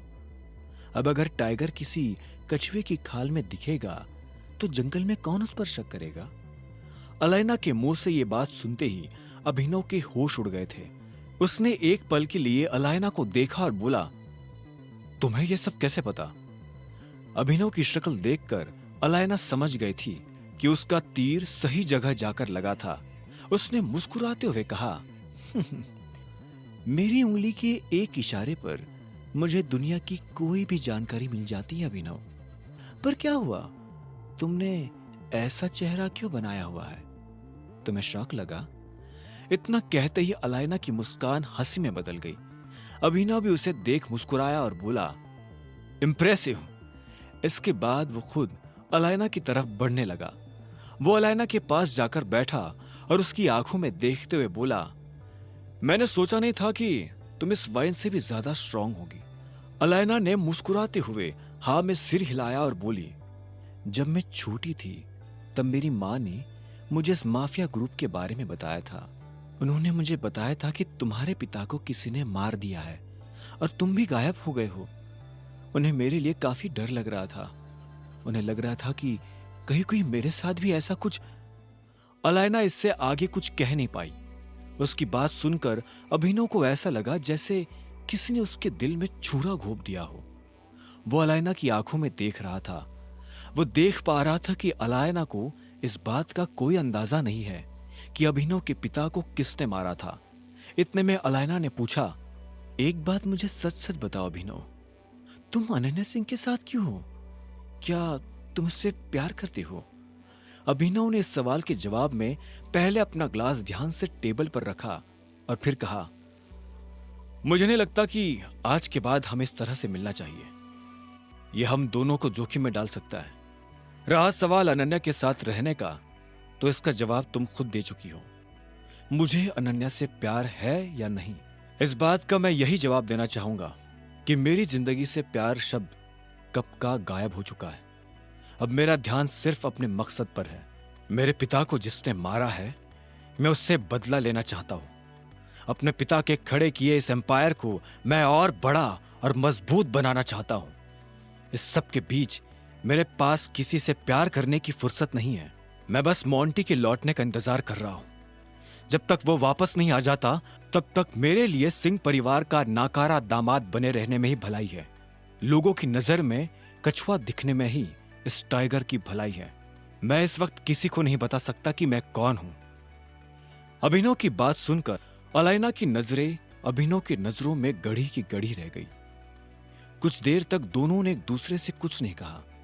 आखिर में अलायना ने एक गहरी सांस ली और बोली, प्यार किसी की जिंदगी से गायब नहीं हो सकता अभिनव। आप प्यार से भाग सकते हो, लेकिन वो आपको हमेशा पकड़ ही लेता है। मैं फिर से वही सवाल पूछूंगी, क्या तुम अनन्या सिंह से प्यार करते हो? अभिनव ने भी इस सवाल के जवाब में एक गहरी सांस ली। उसने कुछ देर तक कुछ नहीं कहा। भले ही वो जानता था कि इस सवाल का वो क्या जवाब देना चाहता था, फिर भी वो जवाब देने में झिझक रहा था। चाहे जो भी हालात हो, लेकिन उसने अनन्या से शादी की थी और अनन्या का ध्यान रखना उसकी जिम्मेदारी थी। फिर भी अभिनव ने कहा, नहीं, मैं उससे प्यार नहीं करता। और हां, अगली बार अगर तुम्हें मुझसे मिलना हो तो मुझे किसी होटल में या क्लब में बुलाना। मैं यहां नहीं आ पाऊंगा। यह सुनते ही अलायना अभिनव की आंखों में देखने लगी। अभिनव को अलायना की आंखों में हल्की सी उदासी नजर आ रही थी। उसने इसे दूर करने के लिए कहा, मैंने सुना है कि हमारे ग्रुप में कोई जासूस घुस आया है। यह बात सुनते ही अलायना झटके से अपने विचारों से बाहर निकली और हाँ में सिर हिलाते हुए बोली, हाँ, लेकिन वो मेरे रास्ते में नहीं है। मेरे पास जासूसों और गद्दारों के लिए कोई जगह नहीं है। उनकी खबर मिलते ही मैं उन्हें मार गिराती हूँ। अभिनव उसकी बात सुनते हुए मुस्कुराया और बोला, सुनकर बहुत अच्छा लगा। मैंने सुना है कि मोंटी इस महीने आने वाला है। क्या तुम उसके आने तक का इंतजार करोगी? अभिनव ने अलायना के सवाल के जवाब में हाँ में सिर हिलाते हुए कहा, हाँ, मैं इंतजार करूंगा और इसलिए मुझे सिंह परिवार का दामाद बने रहने की बहुत जरूरत है। इतना कहते ही अभिनव ने फिर से ग्लास उठाया और अलायना ने उसके ग्लास में वाइन भर दी। अभिनव ने आगे कहा, यह मैं अपने लिए नहीं कर रहा हूं, यह मैं अपने लोगों के लिए कर रहा हूं। यह मेरी जिम्मेदारी है कि मुझे उन्हें प्रोटेक्ट करना है। अगर मोंटी आज भी आ जाता है तो भी मुझे कोई फर्क नहीं पड़ता। मैं तब तक अपनी पहचान लोगों के सामने नहीं लाऊंगा जब तक कि वो जासूस हमारे सामने नहीं आ जाता। जिस तरह से मेरे पापा की मौत हुई थी, मैं उस तरह से नहीं मरना चाहता। यह सुनते ही अलायना अभिनव को देखने लगी। उसकी आंखें हल्की सी भर आई थी। वो अभिनव के कंधे पर हाथ रखना चाहती थी, लेकिन इससे पहले कि वो अपना हाथ रख पाती, अभिनव ने एक सांस में सारी वाइन खत्म की और सोफा से उठकर कमरे से बाहर चला गया। अलायना बस उसे जाते हुए देख रही थी। अभिनव जब अनन्या के घर पहुंचा तो उसे आने में काफी देर हो गई थी। रात हो चुकी थी और अलायना के घर कुछ भी ना खाने की वजह से उसे काफी भूख लग रही थी। उसने घर में आते ही मेड को आवाज दी, लेकिन एक भी मेड उसकी बात का जवाब नहीं दे रही थी। अब क्या करूं? हाँ, एक काम करता हूं, खुद के लिए कुछ बना लेता हूं। अभिनव ने अपने आप से कहा और खुद ही रसोई में चला गया। वो अपने लिए पराठे बनाने वाला था। उसने रसोई में आकर अलमारी खोलकर आटा ढूंढना शुरू कर दिया था। उसे आटे का डिब्बा मिला तो उसने डिब्बे को प्लेटफॉर्म पर रखा और आटा गूंथने के लिए थाली ढूंढने लगा। वो इस बात से अनजान था कि जब वो ये सब कर रहा था तब वहां काफी शोर हो रहा था।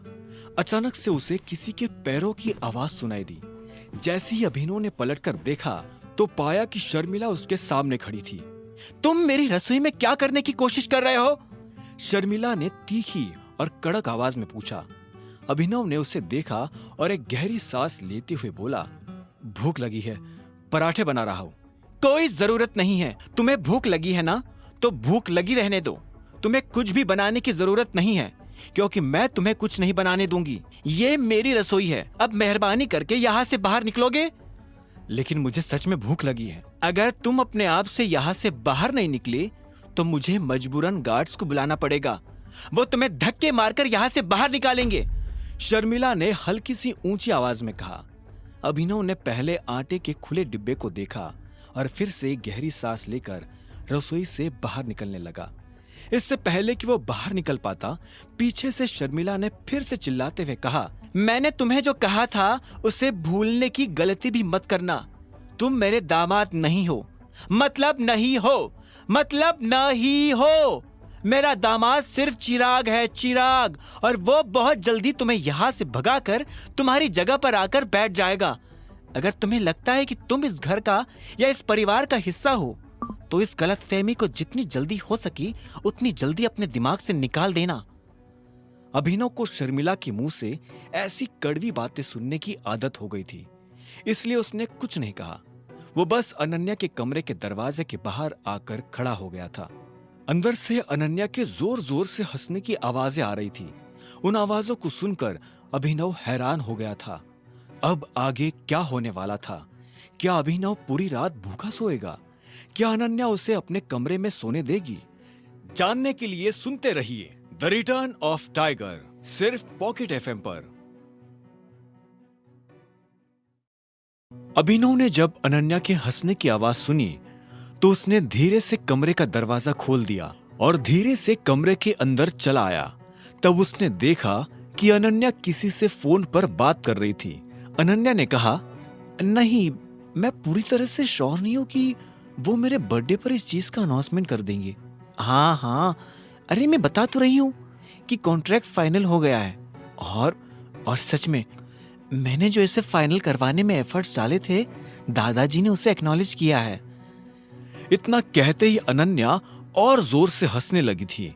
इधर अभिनव को और ज्यादा भूख लगने लगी थी। वो जल्दबाजी में अलाइना के घर से उठकर तो आ गया था, लेकिन अब उसे इस बात का पछतावा हो रहा था कि उसने वहां कुछ खाया क्यों नहीं। लेकिन अब कुछ नहीं हो सकता था। वो धीरे से अनन्या के बिस्तर की दूसरी तरफ आकर बैठा और कंबल ओढ़कर लेट गया। तब तक अनन्या की नजर अभिनव पर पड़ चुकी थी। उसने फोन पर कहा, चल चाहत, मैं तुझसे बाद में बात करती हूँ, अभिनव आ गया है। और इतना कहते ही वो अभिनव की तरफ पलट गई। जैसे उसकी नजर अभिनव से मिली तो उसकी आंखों की चमक गुस्से में बदल गई और उसने कहा, तुम्हारी हिम्मत कैसे हुई मेरे पलंग पर आकर लेटने की? अगर और कोई दिन होता तो शायद अभिनव इस बात का कुछ और जवाब देता, लेकिन आज उसने कहा, प्लीज, मैं आज इस मसले पर कोई बहस नहीं करना चाहता हूं। मुझे बहुत भूख लगी है। मैं इधर कोने में दुबक कर सो जाऊंगा। प्रॉमिस करता हूं मैं तुम्हें टच भी नहीं करूंगा, ठीक है? अभिनव की चिढ़ उसकी आंखों में साफ नजर आ रही थी। अनन्या ने उसे एक सेकंड के लिए देखा और बोली, तुम भूखे हो? क्यों? घर आने से पहले तुम कुछ खाकर नहीं आए थे? अभिनव ने ना में सिर हिला दिया। अनन्या ने गहरी सांस ली और बोली, ओ हाँ, तुम कहां से खाओगे? तुम्हें तो अकरम सर ने जो एडवांस दिया था उसे तुमने सूट खरीदने में उड़ा दिया था। खाने से ज्यादा तुम्हारे लिए छा जाना जरूरी था, है ना? क्या होगा तुम्हारा अभिनव? मेरा जो होगा वो हो जाएगा। पर अभी अगर तुम्हारा हो गया हो तो मैं सो जाऊं? अभिनव ने पूछा। उसकी चिढ़ बढ़ती ही जा रही थी। इससे पहले कि वो सो पाता, अनन्या ने कहा, तुमने किसी मेड से कहा कि तुम्हें भूख लगी है, या तुम ऐसे ही भूखे मरना पसंद करोगे? तुम्हें क्यों मेरी इतनी चिंता हो रही है? अभिनव ने ताना कसते हुए पूछा। मुझे चिंता? और वो भी तुम्हारी? मुझे तुम्हारी कोई चिंता नहीं हो रही है। अगर तुम भूखे मरे तो इसमें नुकसान तुम्हारा ही होगा, और तुम्हारे मरने पर मुझे बुरा लगेगा, क्योंकि मैं तुम्हें सिर्फ अपनी जिंदगी से बाहर करना चाहती हूं, इस दुनिया से नहीं।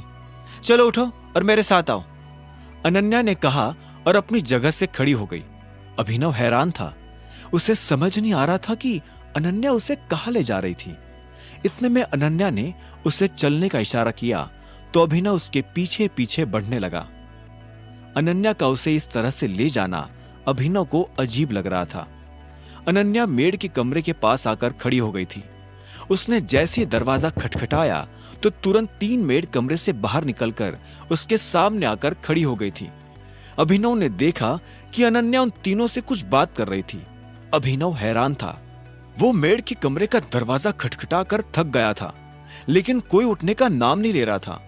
पर अनन्या के एक बार बुलाने पर ही सब उसके सामने आकर खड़ी हो गई थी।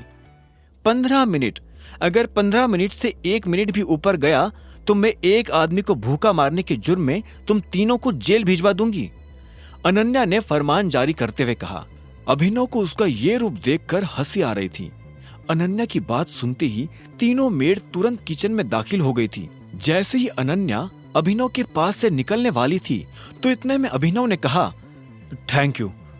मैंने जो तुम्हारे लिए किया उससे अगर तुम सच में ग्रेटफुल फील कर रहे हो और मेरे लिए कुछ करना चाहते हो तो प्लीज जल्द से जल्द इस शादी को खत्म करो, अनन्या ने कहा और वहां से निकल गई।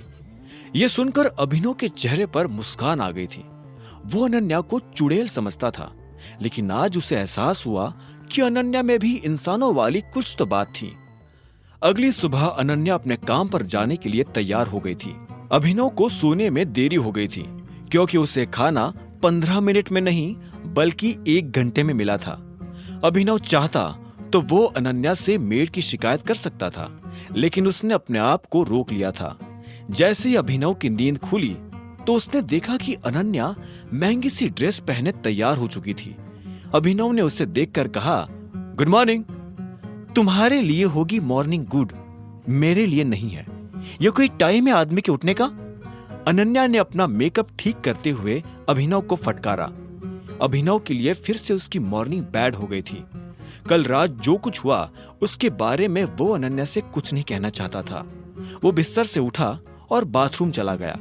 उसे भी जल्द से जल्द ऑफिस पहुंचना था। जब वो तैयार होकर कमरे से बाहर आया तो उसने देखा कि सारा परिवार डाइनिंग टेबल पर नाश्ता करने के लिए बैठ चुका था। अभिनव इसी बात से खुश हो गया था कि वो भी उन लोगों के साथ खाने बैठ सकता था। आज सनी भी उन लोगों के साथ बैठकर नाश्ता कर रहा था। जैसे ही सनी की नजर अभिनव पर पड़ी तो उसने हंसते हुए कहा, अरे देखो जरा, जीजाजी आ गए। अभिनव सनी को वहां देखकर हैरान हो गया। उसने अपने आप को संभाला और डाइनिंग टेबल के पास आकर बोला, गुड मॉर्निंग एवरीवन। मॉर्निंग, सभी ने बड़बड़ाते हुए कहा।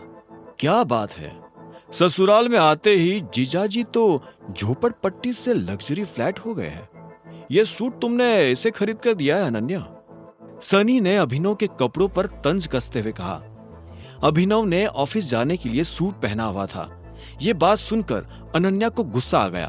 वो जितनी नफरत अभिनव से करती थी उससे ज्यादा नफरत उसे सनी से थी। उसने कहा, जब हम खाने के लिए बैठे हो तो किस तरह की और किस तरह से बात करते हैं इसका तुम्हें अंदाजा नहीं? अनन्या, वो गलत क्या कह रहा है? इतने में शर्मिला ने बीच में आते हुए कहा। वो चाहती थी कि सनी अभिनव का और ज्यादा मजाक उड़ाए, लेकिन इससे पहले कि सनी कुछ कह पाता अनन्या ने कहा, यह कोई बात नहीं होती मम्मा, इसने बहुत गलत बात की है। मैंने अभिनव को कोई सूट नहीं दिलाया है। मैं क्यों इसे सूट दिलाने लगी? वो खुद काम कर रहा है, खुद कमा रहा है। जब अनन्या ये सब कह रही थी तब अभिनव उसका चेहरा बहुत ध्यान से देख रहा था। वो देख पा रहा था कि अनन्या के एक्सप्रेशंस बदल गए थे। अनन्या को सनी के ऊपर बहुत गुस्सा आ रहा था, क्योंकि आज परिवार में जिस जगह पर अनन्या को होना चाहिए था, उस जगह पर सनी आकर बैठ गया था। सनी ने अभिनव की तरफ देखा और बोला, अच्छा तो चलो बताओ कि तुम कितना कमा लेते हो। इससे पहले कि अभिनव उसकी बात का कोई जवाब देता, अनन्या ने अभिनव की तरफ देखते हुए कहा, तुम्हें सब में पढ़ने की जरूरत नहीं है अभिनव। दादाजी, हमें काम पर जाने के लिए देर हो रही है, चलते हैं। हमें? अभिनव ने हैरान होते हुए कहा और अनन्या को देखने लगा। अनन्या ने भी अभिनव को देखा और हाँ में सिर हिलाते हुए बोली, चलो। उसकी आवाज सुनकर लग रहा था कि वो काफी जल्दी में है। ऐसे में अभिनव भी अपनी जगह से खड़ा हुआ और अनन्या के पीछे निकल पड़ा। जैसे ही वो दोनों घर से बाहर आए तो इतने में अनन्या बीच में रुकी और बोली, मैंने तुम्हें बचाया है, इसलिए तुम्हें मुझे थैंक यू बोलने की जरूरत नहीं है। असल में मैंने तुम्हें नहीं, अपने आप को बचाया है। चलो मेरे साथ मेरी गाड़ी में आ जाओ, मैं तुम्हें छोड़ दूंगी। अनन्या की ये बोल सुनकर तो अभिनव के पैरों के नीचे से जमीन ही खिसक गई थी। उसने कहा, तुम मुझे छोड़ोगी? अगर तुम्हें नहीं आना तो मत आओ, कोई जबरदस्ती नहीं है। अनन्या ने इतना कहा और अपनी गाड़ी की तरफ बढ़ने लगी। अभिनव उसे देखकर मुस्कुराया और उसके पीछे पीछे जाने लगा। उसने अनन्या से कहा, लेकिन अगर तुम मुझे ऑफिस तक छोड़ने जाओगी तो तुम्हें मुझे शाम को लेने भी आना पड़ेगा।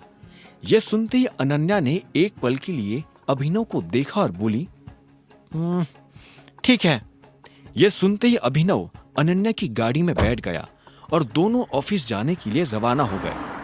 रोज के मुकाबले आज अभिनव भले ही जल्दी ऑफिस आ गया था, लेकिन उसकी पीठ पीछे उसके बारे में जो बातें होती थी वो आज भी थमने का नाम नहीं ले रही थी। बहुत से लोग यही कयास लगा रहे थे कि आखिर मैनेजर अभिनव के साथ क्या करने वाला था। अभिनव लिफ्ट के पास आकर खड़ा हो गया था, जो कि पहले से भरी हुई थी। इससे पहले कि लिफ्ट का दरवाजा बंद होता और वो ऊपर जाती, अभिनव उसमें चढ़ चुका था। जैसे वो अंदर आया तो इतने में उसके पीछे से किसी ने फुसफुसाते हुए कहा, देख रहे हो इसकी बहादुरी? गुड मॉर्निंग अभिनव जी, कैसा रहा कल आपका दिन? इतने में अभिनव को जैनी की आवाज सुनाई दी। वो भी लिफ्ट में अभिनव के साथ थी और उसे देखकर मुस्कुरा रही थी। अभिनव ने उसे देखा और बोला, बहुत बढ़िया, तुम्हारा दिन कैसा था? मेरा भी बढ़िया था, जैनी ने कहा और मुस्कुराने लगी। कुछ देर के बाद लिफ्ट का दरवाजा खुला और अभिनव लिफ्ट से बाहर निकलकर अपने कैबिन की तरफ बढ़ने लगा। इससे पहले कि वो अपनी कुर्सी पर जाकर बैठ पाता, उसका फोन बजने लगा था। उसे समझ नहीं आ रहा था कि इतने सुबह सुबह उसे कौन फोन कर रहा था। उसने फोन उठाया और बोला, हेलो, गुड मॉर्निंग, मैं एके प्राइवेट लिमिटेड का मैनेजर बात कर रहा हूँ, अभी के अभी मेरे ऑफिस में आ जाओ। उधर से एक आदमी ने भारी सी आवाज में कहा और बिना अभिनव का जवाब सुने फोन काट दिया। अभिनव ने भी फोन रखा और उठकर मैनेजर के कैबिन की तरफ बढ़ने लगा। वो मैनेजर के कैबिन के बाहर पहुंचा और दरवाजा धीरे से खटखटा दिया। दरवाजा खटखटाने के बाद उसने कहा, हेलो, मैं अभिनव गढ़वाल। और मैं इससे पहले कि वो अपनी बात पूरी कर पाता, उधर से एक लड़की ने कहा, जो कहना है अंदर आकर कहो। अभिनव जब अंदर आया तो उसने देखा कि वहां एक लड़की खड़ी थी और वो और कोई नहीं बल्कि कामिनी थी। अभिनव उसे देखते ही समझ गया था कि कामिनी मैनेजर की सेक्रेटरी थी। कामिनी की आंखों में अभिनव को इस बात का घमंड भी नजर आ रहा था। अभिनव यही सोच सोचकर मन में हंस रहा था कि अगर कामिनी को पता चल जाता कि वो टाइगर है तो वो कैसे रिएक्ट करती। अभिनव एक पल के लिए इस ख्याल के साथ दरवाजे के पास खड़ा रहा और फिर से उसे धीरे से बंद करके मैनेजर की तरफ बढ़ने लगा। गुड मॉर्निंग, अभिनव ने मैनेजर से बहुत शालीनता के साथ कहा। मैनेजर ने उसे एक पल के लिए घूरते हुए देखा और आखिर में बोला, मुझे ये सब फॉर्मेलिटीज पसंद नहीं है, सीधा पॉइंट पर आता हूं। तुम्हें क्या लग रहा है हमने ये कंपनी मजाक करने के लिए खोली हुई है? मैं समझा नहीं, अभिनव ने अपनी पलक झपकाते हुए कहा। मैनेजर ने फिर से अभिनव को एक पल के लिए घूरा और बोला, अच्छा, मैं अभी समझाता हूं। इतना कहते ही उसने अपनी टेबल के ड्रॉअर में हाथ डाला और उसमें से एक एनवलप बाहर निकालकर अभिनव की तरफ बढ़ा दिया। अभिनव ने एनवलप हाथ में लिया और उसे खोलकर देखने लगा। उसने देखा कि उसमें एक लेटर था। अभिनव ने उस लेटर को पढ़ा और हैरान होकर मैनेजर की तरफ देखते हुए बोला, आप मुझे नौकरी से निकाल रहे हैं? यह सुनते ही मैनेजर के चेहरे पर मुस्कान आ गई और वो बोला, क्या बात है, मुझे तो लगा था तुम्हें पढ़ना भी नहीं आता होगा, लेकिन अच्छा है कि तुमने ये सब खुद ही पढ़ लिया। मैं अपने मुंह से नहीं कहना चाहता था, लेकिन तुम्हारी मनमानी हद से ज्यादा बढ़ गई थी, इसलिए मुझे तुम्हें निकालना पड़ रहा है। तुमने इसके बारे में अकरम को बताया? अभिनव ने कहा। अभिनव के मुंह से अकरम का नाम इस तरह सुनकर मैनेजर हैरान हो गया था। अब आगे क्या होने वाला था? क्या होता जब अकरम को इस लेटर के बारे में पता चलेगा? और क्यों अनन्या अभिनव का रख रही थी इतना ख्याल? जानने के लिए सुनते रहिए द रिटर्न ऑफ टाइगर, सिर्फ पॉकेट एफएम पर।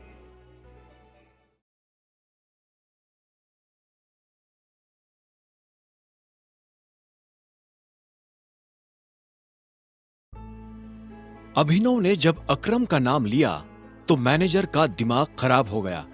उसे लगा कि अभिनव उसे अकरम के नाम से धमकाने की कोशिश कर रहा है। ऐसे में उसने कहा, उनका नाम अकरम नहीं है, अकरम सर है, और मुझे ऐसे छोटे मोटे डिसीजंस लेने के लिए उनसे नहीं पूछना पड़ता है। मैं इस कंपनी का मैनेजर हूँ और इतनी पावर तो मेरे हाथ में भी है कि अगर कोई बंदा काम नहीं कर रहा हो तो मैं अपने से नीचे के उस बंदे को जब चाहूं तब फायर कर सकता हूं। यह सुनते ही अभिनव को हंसी आ गई, लेकिन उसने अपने आप को रोका और बोला, सीरियसली मैं काम नहीं कर रहा था। तुमने मुझे इसलिए फायर किया या कामिनी ने तुम्हें मेरे खिलाफ भड़काया इसलिए? तुम कहना क्या चाहते हो? मैं किसी के बहकावे में आने वालों में से नजर आता हूं? मैनेजर ने गुस्से में अपना हाथ टेबल पर पटकते हुए कहा। अभिनव ने उसे एक पल के लिए देखा और बोला, आप मैनेजर हो और मैनेजर को गुस्सा नहीं करना चाहिए, लेकिन आपने फिर भी गुस्सा किया क्योंकि मैंने सच कहा। मेरा सच आपको चुभा ना, तो फिर आपने ऐसा क्यों किया? आपसे जूनियर लड़की की बातों में आकर मुझे ये लेटर थमा रहे हो। आप इस लड़की को शायद नहीं जानते हो, लेकिन मैं इसे अच्छे से जानता हूं। इसने हमारे कॉलेज से लोगों को भड़काने और बेवकूफ बनाने में मास्टर्स किया है, और इससे पहले कि अभिनव आगे कुछ कह पाता, उसने देखा कि मैनेजर गुस्से में उसकी तरफ बढ़ रहा था। वो अभिनव पर हाथ उठाने वाला था, लेकिन इससे पहले कि उसका हाथ अभिनव के गाल पर पड़ता, अभिनव ने उसका हाथ बीच में ही पकड़ लिया था। ये देख मैनेजर और ज्यादा तमतमा गया था। उसने अपना हाथ छुड़वाने की कोशिश की, लेकिन अभिनव की गिरफ्त इतनी मजबूत थी कि मैनेजर की ताकत रत्ती भर का काम नहीं कर रही थी। आखिर में उसने चिल्लाते हुए कहा, छोड़ो मेरा हाथ। अपना हाथ संभाल कर रखते तो मुझे इसे पकड़ने की जरूरत ही नहीं पड़ती। अभिनव ने मुस्कुराते हुए कहा और मैनेजर का हाथ छोड़ दिया। मैनेजर ने देखा कि उसके हाथ पर लाल निशान बन गया था। उसे तेज दर्द हो रहा था। उसी दर्द में उसने गुस्से से अभिनव को देखा और चिल्लाते हुए कहा, you are fired, understand, get lost. Abhinav ने पहले मैनेजर को देखा और उसके बाद उसकी नजर उस लेटर पर पड़ी जो मैनेजर ने उसे दिया था। अभिनव ने तरीके से उस लेटर को फोल्ड किया, फिर से उसी लिफाफे में डाला और मैनेजर के मुंह पर मारते हुए बोला, मैं जा रहा हूं, तुम्हारी कंपनी तुम्हें को मुबारक, जड़ बुद्धि कही के। और इतना कहकर अभिनव जोर से मैनेजर के कैबिन का दरवाजा बंद करके वहां से निकल गया। वो ऑफिस से बाहर आ गया था। जब वो बाहर आया तब उसे याद आया कि उसने अनन्या से कहा था कि वो शाम को उसे ऑफिस लेने के लिए आ जाए। अभी शाम होने में काफी टाइम था। अगर वो इस वक्त घर जाता तो सभी लोगों को उस पर शक हो जाता। ऐसे में अभिनव ने एक कैब बुक की और गुड़गांव की सड़कों पर इधर से उधर घूमने लगा। साहब, ये तो बताओ कि जाना कहाँ है? जब ड्राइवर ने अभिनव से यह सवाल पूछा तो जवाब में अभिनव ने कहा, जहां जाना था वहीं से तो आ रहा हूं। मैं समझा नहीं। पता है, गाड़ी चलाते रहो, अभिनव ने कहा और खिड़की से बाहर देखने लगा। उसकी नजर गुड़गांव की उन बड़ी बड़ी इमारतों पर पड़ी जो रास्ते में गुजरती जा रही थी। अभिनव सोच रहा था कि उसके पिता ने इस गुड़गांव पर तब राज किया था जब ये सारी बिल्डिंग्स नहीं थी। अब अभिनव उस जगह पर पहुंचने के लिए बेताब था जो उसके पिता उसके लिए छोड़ कर गए थे। वो वहां अपने लिए नहीं, अपने लोगों के लिए पहुंचना चाहता था। ड्राइवर कुछ देर तक इधर से उधर गाड़ी चला ही रहा था कि अचानक उसने बीच में गाड़ी रोक दी। उसने देखा कि सड़क के बीचों बीच एक बैरिकेड लगा हुआ था। उस बैरिकेड के आसपास कुछ लोग खड़े थे जो हर गाड़ी को मुड़ने का इशारा कर रहे थे। ड्राइवर ने यह नजारा देख एक गहरी सांस ली और बोला, सर, अब तो बता दीजिए कहाँ जाना है। अगर उस पार जाना हो तो मैं राइट लूं और नहीं तो यू टर्न। अभिनव ने उसकी बात का कोई जवाब नहीं दिया। उसकी नजर तो दूर खड़ी उस महंगी सी गाड़ी पर टिकी हुई थी जिसका दरवाजा एक आदमी ने पकड़ा हुआ था। उसमें से एक लंबा चौड़ा सा आदमी आंखों पर चश्मा लगाकर बाहर आया। उसने सूट पहना हुआ था। जैसे ही वो बाहर आया तो इतने में उसके गार्ड्स उसके आसपास आकर जमा हो गए। एक आदमी ने छाता खोला और उस आदमी के सिर के ऊपर लगा दिया। उस आदमी के हाथ में मोटा सिगार था। अभिनव ठीक से उसका चेहरा नहीं देख पा रहा था। जैसे वो आदमी आगे एक बिल्डिंग की तरफ बढ़ने लगा तो इतने में अभिनव ने ड्राइवर से पूछा, ये आदमी कौन है? अरे सर, आप इनको नहीं जानते? ये है दिग्पाल छिंगावत। टाइगर के बाद अगर पूरे गुड़गांव में किसी की तूती बोलती है तो वो इन्हीं की बोलती है। जैसे ही ड्राइवर ने अभिनव को यह जवाब दिया तो अभिनव की सांसें तेज हो गई। न जाने क्यों वो घबरा रहा था। यह घबराहट उसे डरा नहीं रही थी बल्कि उसे खुश कर रही थी। वो दिल से यह चाहता था कि उसे बस एक बार दिग्पाल से मिलने का मौका मिल जाए। आज उसे वो मौका मिल गया था। वो ये देखना चाहता था कि आखिर दिग्पाल दिखता कैसा है। ट्रिपोर, मैं यही उतर रहा हूं, अभिनव ने कहा और गाड़ी की पिछली सीट पर पैसे रखकर कैब से बाहर निकल गया। वो सीधा उस बिल्डिंग की तरफ बढ़ते जा रहा था जहां दिग्पाल गया था। इस बीच अभिनव के दिमाग में कई सारी बातें चल रही थी।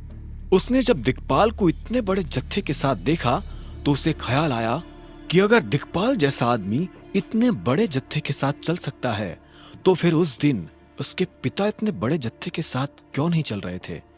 अगर उनके पास भी इतना बड़ा जत्था होता तो शायद आज वो अभिनव के साथ होते। ओए! अभिनव उस बिल्डिंग के अंदर दाखिल होने ही वाला था कि तभी उसे पीछे से एक आदमी की आवाज आई।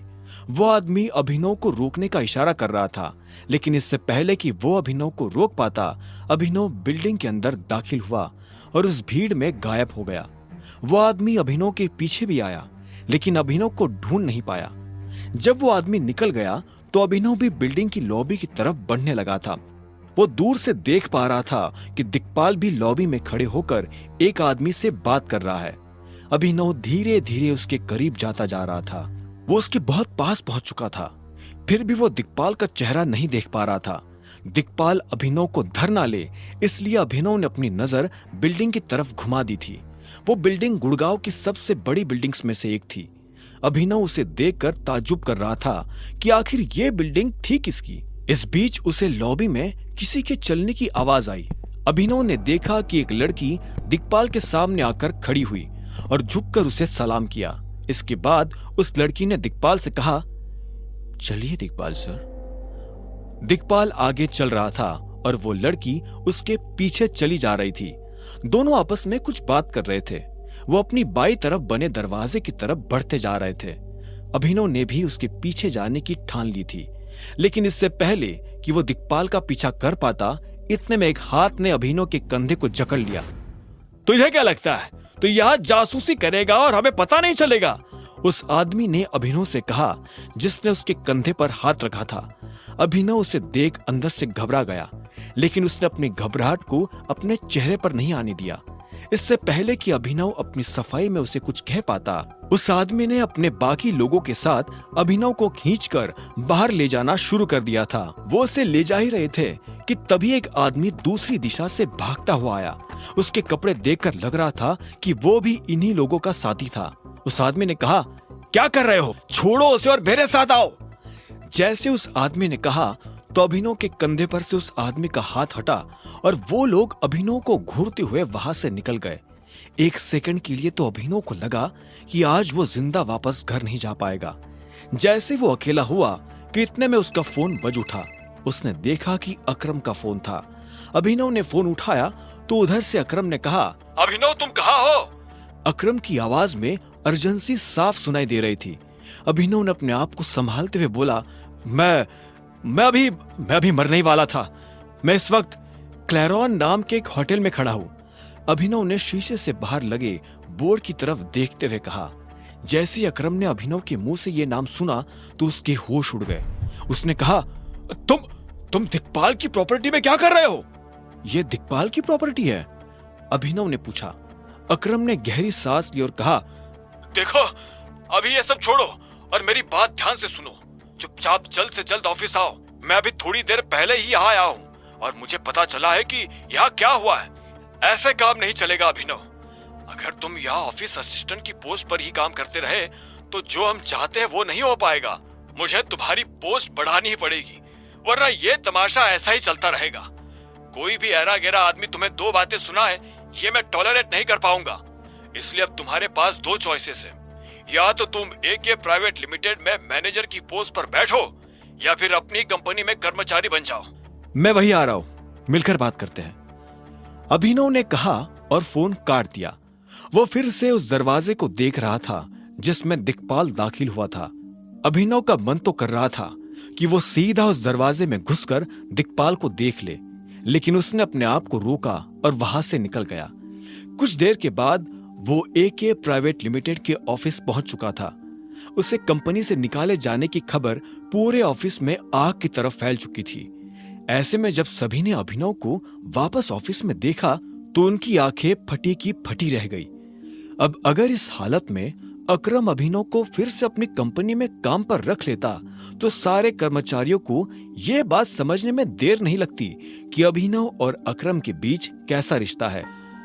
अकरम अभिनव के साथ आगे क्या करने वाला था, अब सभी लोगों की नजरें बस इसी बात पर टिकी हुई थी।